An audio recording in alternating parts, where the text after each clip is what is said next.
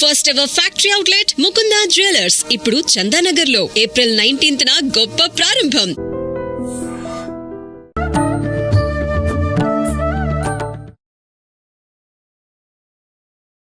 నమస్కారం, welcome to I dream. ధర్మ మార్గం విత్ విజిత కార్యక్రమానికి స్వాగతం. ప్రస్తుతం మనతో పాటు ఉన్నారు దివ్య విశ్వశక్తి పరివార్ ప్రచారకులు స్వామి ఓం స్వరూప్ గారు. ఇప్పుడు వారితో మాట్లాడి మన సందేహాలన్నింటినీ కూడా నివృత్తి చేసుకునే ప్రయత్నం చేద్దాం. నమస్కారం అండి. దివ్య విశ్వ స్వరూపులందరికీ కూడాను దివ్య ఆశీస్సులు.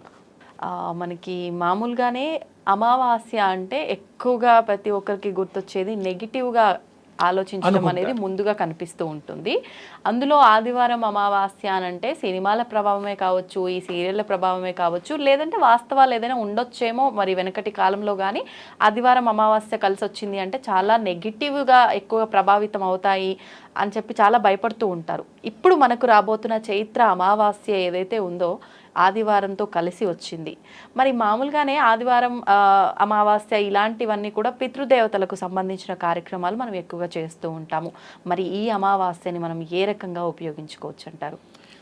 ఈ అమావాస్య గురించి మనం ఒక 2 మాటలు చెప్పుకుందాం. అమావాస్య అంటే చీకటి అనేటువంటిది అందరికీ తెలిసిన ఇది. అవునండి. మన తెలుగు ప్రాంతాల్లో అమావాస్య అంటే కొంతమంది భయపడతారు, కొన్ని శుభకార్యాలు చెయ్యరు. అవును, గృహప్రవేశాలు, ఇంకా రకరకాల బోళ్ళు, వ్యాపారాలు అవి ఇవి. ఇవాళ అమావాస్య వద్దు, మంగళవారం అసలు వద్దు, అష్టమి వద్దు, ఇలా కొన్ని వాళ్ళ భావనలు ఉన్నాయి. మన తెలుగు రాష్ట్రాల్లో కాకుండా వేరే ప్రదేశాల్లో, భారతదేశంలో తమిళనాడులో కానీ, కర్ణాటకలో కానీ, నార్త్లో కానీ అమావాస్య రోజు అత్యంత పవిత్ర దినంగా, రోజుగా వాళ్ళు స్వీకరిస్తారు. ఆ రోజే మంచి పనులు చేస్తారు, ఆ రోజులే కొనుక్కుంటారు, ఆ రోజులే ఫ్లాట్ కానీ, కార్లు కానీ అమావాస్య రోజు స్పెసిఫిక్. ఎందుకు అంటే అమావాస్య రోజు నుండి ఉదయం సూర్యోదయం లాగా ఆ యొక్క కొంచెం దినాభివృద్ధిగా, ప్రవర్ధమానంగా ఆ యొక్క తేజస్సు అంటే చీకటి పోయి వెలుతురు వస్తుంది అని రోజు రోజుకి పెరుగుతూ ఉంటుంది. మరి పౌర్ణమి గురించి చక్కగా, పౌర్ణమి మంచి నిండు పౌర్ణమి, ఆ తర్వాత నుంచి తగ్గుతూ పోతుంది. అవును, పెరుగుట తరుగుట. ఈ ఒక టెక్నిక్ తెలుసుకుంటే అప్పుడు మనం ఈ భావాలన్నింటినీ కట్టేస్తాం. లేదు, ఇది ప్రాక్టికల్గా చూడండి అమ్మా, ఈ 15 రోజులు చూడండి, ఆ 15 రోజులు తెలిసిపోతుంది. అలాంటప్పుడు మనకి మంచి చేసే దాన్ని మనం మరి అవలంబించాలి, స్వీకరించాలి. మరి తమిళనాడులో, వేరే ప్రాంతాల్లో, నార్త్లో వాళ్ళు అలా స్వీకరిస్తూ నడిచిపోతుంది. మనం ఇలాగే పూర్వీకులు ఇలాగే తీసుకుంటూ మనం ఇలా అలవాటైపోయింది. సరే, దాన్ని ఇప్పుడు ఒకేసారి మార్చలేం, కానీ ఆ విషయాన్ని కనుక మనం అర్థం చేసుకుంటే ఎవరో కొంతమందన్నా మార్చుకోవడానికి వీలు కలుగుతుందని దాని విశేషం చెప్పడం జరిగింది. అందుకని అమావాస్య మంచిది. ఆదివారం అనేటువంటిది సూర్యుడికి సంబంధించిన వారం. అంత చెడు జరగకపోవడానికి కూడా వీలుంటుంది. ఒక రకంగా పూర్తిగా చీకట్లో వెలుతురు ప్రసరణ జరిస్తే ఎలా ఉంటుంది? మరి ఆదివారం సూర్యుడి రోజు కాబట్టి, ఆయన అనుగ్రహంతో ఉండే రోజు కాబట్టి తప్పకుండా దానివల్ల మంచే జరుగుతుంది. మనం ఏమేం కావాలో, ఎవరెవరు ఏ విధంగా వాళ్ళ పూర్వీకులు అనుసరించినటువంటి ఇంటి చిరస్థ అంటాం, అలా చేసుకోవడంలో తప్పు లేదు. ఆనవాయితీ అంటాం. బాగుంది, మంచి పదం. అందుకని అందరికి ఇంకొంచెం లోతుగా పోయి ఆ పదం వాడాను, చిరస్థ అని. అందుకని అవి చేసుకుంటే బాగుంటుంది. దోషాలు కూడా పోగొట్టుకోవచ్చు, పూజలు చేసుకోవచ్చు. మరి అమావాస్య అంటే ఆ రోజున దైవికమైన పూజలు కూడా ఎక్కువ ఉపయోగం, లేదంటే పితృకార్యాలు చేసుకోవచ్చు. పితృకార్యాలు సరే, ఎప్పుడు అది పాత విషయాలే. అది కూడా భగవంతుడి స్వరూపమే. మనకి జన్మనిచ్చిన మాతాపితృలు చాలా గొప్పవాళ్ళు. వారు ఇవ్వకపోతే ఈ ఆత్మ, ఐడియల్ ఆత్మలు అని ఓ లోకం ఉంటుంది పైన భూమికి, నెక్స్ట్ అదే, ఆ తర్వాత పితృలోకాలు. వాళ్ళంతా అక్కడ ఉంటారు, నివసిస్తారు, వెళ్తూ ఉంటారు వాళ్ళ చేసే కర్మలను బట్టి. ఐడియల్ ఆత్మలు కూడాను మనకి నెక్స్ట్ అవే. అందుకని వాటికి మనం చోటిచ్చి ఈ శరీరంలో ఆహ్వానించి కొంతమంది వాళ్ళు పూజలు చేసి, కొంతమంది వ్రతాలు చేసి పిల్లలకు అంటూ ఉంటారు. అలాంటి మంచి సహృదయంతో ఉండేవాళ్ళు వాళ్ళని అవి గ్రహిస్తాయి. ఓకే, గ్రహించి ఆ తల్లుల గర్భంలో ప్రవేశిస్తాయి 7 మాసాలు నిండిన తల్లులకి. అందుకని మరి చాలా గొప్ప సైన్స్ ఉంది. ఆత్మల గురించి కూడా విశేషంగా చెప్పుకోవచ్చు. ఇంకో మారు ఎప్పుడో పర్టికులర్ ఐడియల్ ఆత్మల గురించే చెప్తా. ఓకే, ఎందుకంటే అది చాలా తక్కువ మంది చెప్తూ ఉంటారు. మహానుభావులు తెలిసిన వాళ్ళు ఎంతోమంది ఉండొచ్చు, గురువులు, వారు కూడా అప్పుడప్పుడు చెప్తారేమో, కానీ నాకు తక్కువగా అనిపించింది. అందుకని ఒకసారి చెప్తానన్నాను.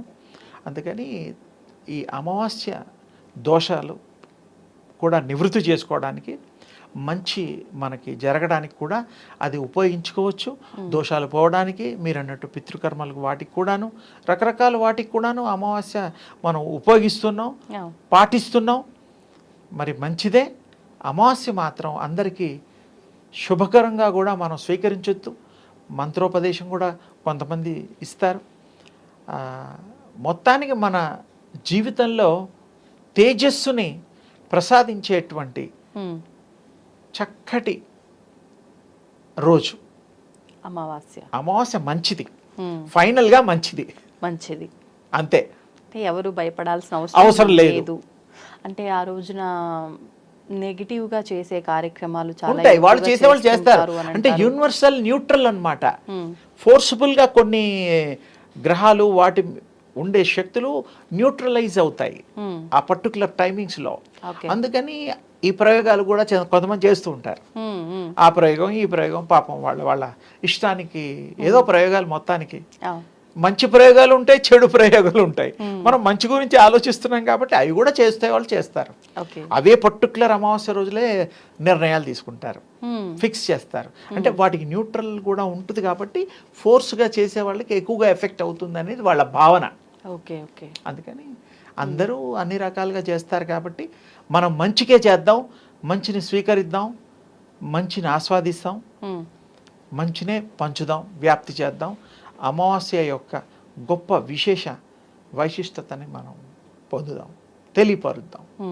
అయితే ఇప్పుడు మనం ఇందాక ఒక టాపిక్లో మాట్లాడుకున్నట్టు దృష్టి దోషాలకు సంబంధించిన విషయము, అది ఇంటికే కావచ్చు, మనుషులకే కావచ్చు, ఈ అమావాస్య లేదంటే ఆదివారం రోజున ప్రత్యేకించి చాలా మంది ఉపశమనం కోసం ఏవేవో చేస్తూ ఉంటారు. అవి వీధుల్లోనే వేస్తూ ఉంటారు. అటువంటి వీధుల్లో వేయడం మాత్రం నాన్న అలా తప్పు, వేయకూడదు. ఎందుకంటే పారే నీళ్లలో పాతి పెట్టడాలు అలాంటివి కొన్ని ఉంటాయి. ఎందుకంటే నీదంతా కూడా చౌరస్తాల్లో అక్కడ ఇక్కడ పెడితే వేరే వాళ్ళకి వ్యాప్తి చెందితే అది అది చేసేవాళ్ళు గట్టిగా చేస్తే ఉంటుంది, లేకపోతే ఏం ఉండదు. చేసేవాళ్ళని బట్టి ఉంటుందమ్మా. ఆ ప్రయోగంలో, మంత్రంలో, చదవడంలో, ప్రయోగించడంలో ఉండేటువంటి గట్టితనం ఎఫెక్ట్ ఉంటుంది. అప్పుడు ఏంటంటే వేరే వాళ్ళకి అది ట్రాన్స్ఫర్ అవ్వడానికి వీలుంది. అందుకని మనం చేసే వాళ్ళకి పుణ్యం రావాలి, అది పోవాలి పీడ అనుకుంటే వాళ్ళు పారే నీళ్ళల్లో కానీ, అది కూడా దోషమే, పాతి పెట్టడమే బెటరు. పారే నీళ్ళల్లో అంటే తాగే నీళ్ళల్లో వేస్తే కూడా తప్పే కదా. పనికిరాని నీళ్ళు ఏదన్నా ఉంటే జలచరాలు ఎన్నో ఉంటాయి, తప్పు. అందుకే చెప్తున్నా, అది పాతి పెట్టడం బెటర్. సముద్రంలో కూడా కలిపితే అది ఇక్కడ దగ్గరలో సముద్రాలు లేవు, అది కొంచెం కష్టసాధ్యమే. మంచి త్రాగునీరులో వేయకూడదమ్మా, పాపం తగులుతుంది. అంటే జనవాసం లేని ప్రదేశాల్లో ఎక్కువగా. ఇంకోటి ఇది కూడా చౌరస్తాల్లో అప్పుడప్పుడు చూస్తూ ఉంటాం, అది కూడా తప్పే. చాలా మంది దిష్టి చేసి ఎర్ర నీళ్ళు అవన్నీ రోడ్డు మీద పోస్తుంటారు, అది కూడా తప్పే. అంటే నీ చెడుని ఇంకోరికి పోయినా పర్వాలేదు, నువ్వు బాగుండాలి, స్వార్థం కదా, అంతే కదా, అది తప్పు కదా. భగవంతుడు మెచ్చడు కదా. భగవంతుడు ఇతరులకి మంచి చేయమన్నాడు, నీ చెడు తీసుకుపోయి అంటించమనలేదుగా.